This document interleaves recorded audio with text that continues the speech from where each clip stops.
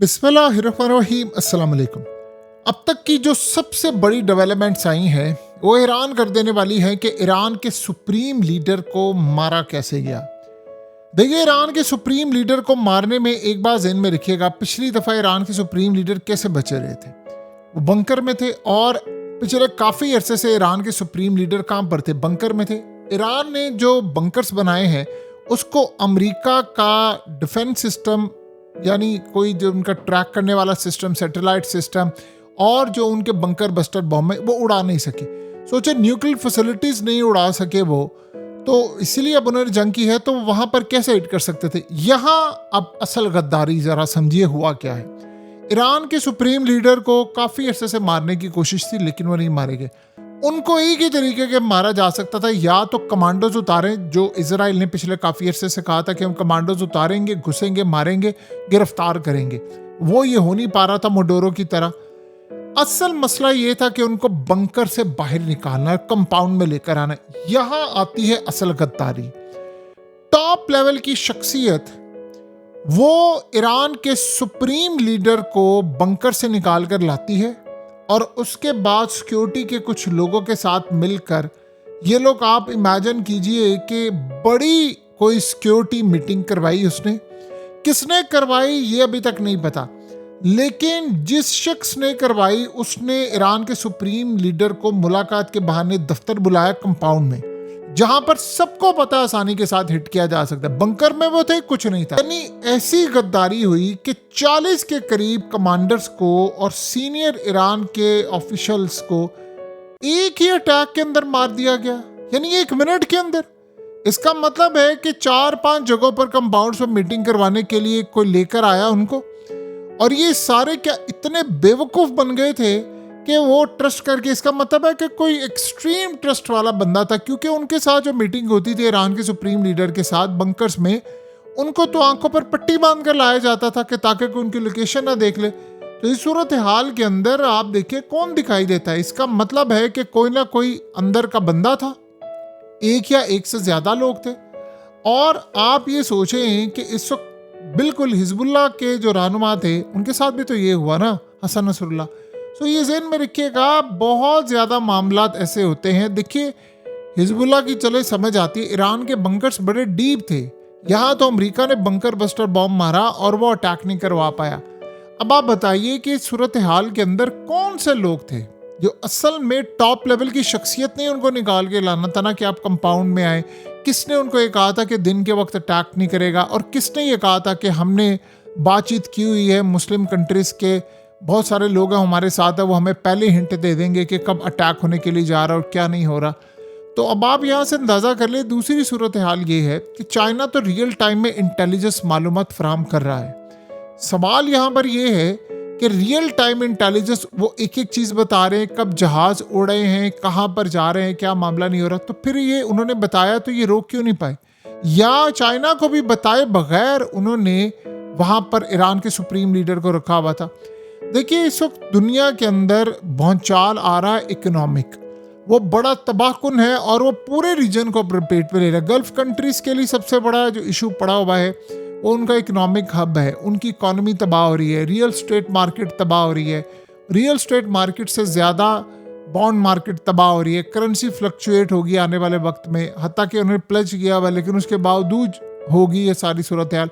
ये सारा कुछ होगा, टूरिज्म कम होगी, फ्लाइट्स कैंसिल होंगी, बड़ा निज़ाम दरम बरम होगा, और स्टिल हो रहा है और इससे रिकवरी नहीं हो पा रही, क्योंकि जितने बिलियनर्स थे, अमीर लोग थे या आम लोग थे, वो इन गल्फ कंट्रीज़ में रहते थे कि यहाँ से आम लोग जाते हैं, ये बड़े पुरसकून है, यूरोप से लोग आ रहे हैं, हम यहाँ पर सेफ़ है। लेकिन अब सूरत हाल ये है कि सेफ़ नाम की कोई चीज़ नहीं। तो जहाँ तक मामला ये है कि उनको कौन निकाल कर लेकर आया, जिसने कहा कि यहाँ पर मीटिंग करनी है, और किसने यहाँ पर उनको कहा, एक बंदा नहीं कई लोग। इसका मतलब है कि कई लोग थे, और वो जाहिर सी बात है जिसने मुखबरी की है वो खुद तो नहीं होगा, वो तो बीच में निकला होगा जो कोऑर्डिनेट करवा रहा है। तो उनको बंकर से निकाल कर लाना और उनको कंपाउंड में रखना, साफ जाहिर है यहाँ पर गद्दारी हुई है, और इस गद्दारी के बगैर ये मामला हो नहीं सकता था। तो अब ये सूरत हाल आप समझ लें कि कितने बड़े पैमाने पर गद्दारी हुई है। जाहिर सी बात है चाइना ने इनको मदद दी। इसका मतलब है कि चाइना को भी आगाह नहीं था कि ईरान के सुप्रीम लीडर कहाँ पर हैं, वरना वो एक एक चीज़ की देखिए। मिसाल के तौर पर अगर अमेरिका के जहाज़ उड़े हैं और इजराइल से भी उड़े हैं तो वो 1 मिनट के अंदर तो नहीं ना ईरान में पहुंच सकते, उनको टाइम लगता है वहाँ से उड़ते हुए और वो जाते हुए। तो इसका मतलब है कि जब वो वहाँ से उड़े हैं, वो एक मुल्क से दूसरे मुल्क गए हैं, तो चाइना ने ईरान को बताया। इसका मतलब है कि जिसको बताया है वो कोई सिक्योरिटी का ही बंदा था। अब आयतुल्ला के पास तो कंप्यूटर और ये चीज़ें तो नहीं होती, उन्होंने तो नहीं करना होता इंटर से। बहुत एक लीडर है, पॉलिटिकल लीडर थे, एक रहनुमा थे। तो इसका मतलब है कि सिक्योरिटी के लोगों को यहाँ तक बताया गया था और उन्होंने ईरान के हवाले से ये बात नहीं मानी, और फिर आप सोच रहे हैं कि गद्दारी होगी। ये असल में सारे का सारा मसला है जो इस वक्त खतरनाक सूरत हाल इख्तियार कर चुका है। अमेरिका टारगेट ही नहीं कर सकता था इनको। आपको पता है अमेरिका के गले पड़ गया था ये सारा मामला। ईरान के अंदर उन्हें लोग एहतजाज कर रहे तो उन्होंने कहा था आप सड़कों पर आए, लोग नहीं आए। आज आप करंट सूरत हाल देख लें, अगर ईरान के सुप्रीम लीडर इस वक्त जिंदा होते, अंदर होते बंकर में, उनको कुछ ना होता। आपको पता है आज नेतन्याहू क्या कर रहा है? और नेतन्याहू कौम से खिताब कर रहा है और साथ ईरान के लोगों को पैगाम दे रहा है फारसी के अंदर। कह रहा है कि अब आप सड़कों पर निकल आए, अब आप इस रजीम को तबाह कर दे। यानी जैसे शाम के अंदर हुआ है, जैसे कजाफी के साथ किया, बंदा हमने मार दिया, अब आप बाकियों को मार दे खुद ही, क्योंकि हर एक को तो टारगेट नहीं किया जा सकता। फैसिलिटीज, कमांडोज उतरेंगे, आप ये सब होगा तो हम वहां पर उतारेंगे। वो अवाम को कह रहे हैं कि अब आप निकले, सारा धड़न तख्ता कर दे। यानी आप यहाँ से अंदाजा करें।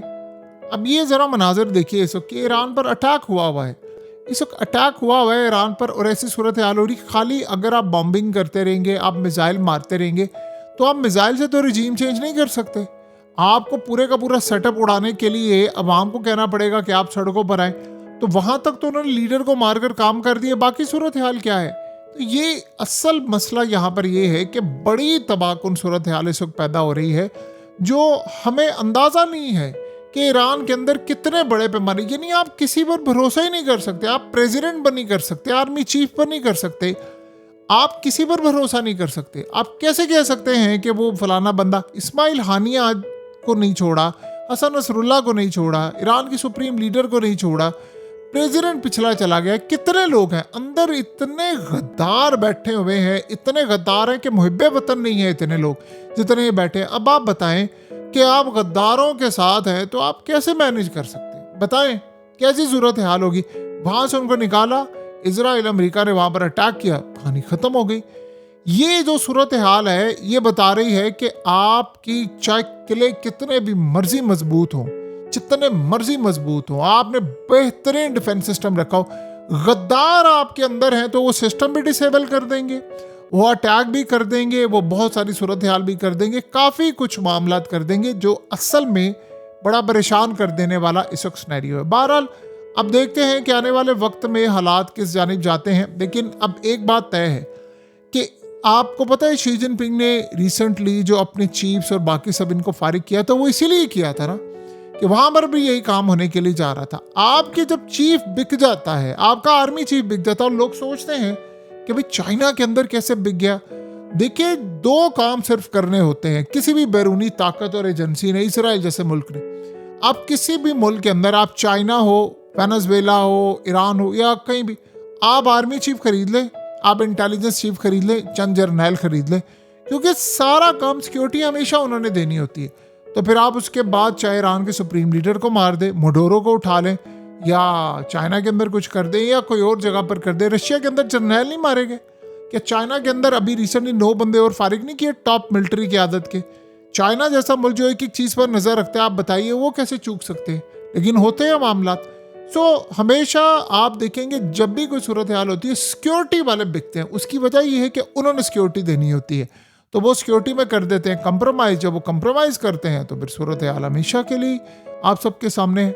बहरहाल अब ये बहुत बड़ा एक खला है, ये सारी ज़िंदगी पुर नहीं हो सकेगा, और इस बात की अभी कोई गारंटी नहीं। नया बंदा है, आप उसको मार दें, वो आ जाए उसको मार दें। सबसे ज़्यादा गद्दार बैठे हुए हैं यहाँ पर, वो इसराइल के लिए काम कर रहे हैं, वो अमेरिका के लिए काम कर रहे हैं। यहाँ इंटेलिजेंस मालूमात फेल हो जाती है, ह्यूमन इंटेलिजेंस सिर्फ काम करती है, सैटेलाइट से लेकर टेक्नोलॉजी सब फेल हो जाती है। जब तक गद्दार ख़त्म नहीं होते तब तक कोई मामला इस तरह हो ही नहीं सकता था।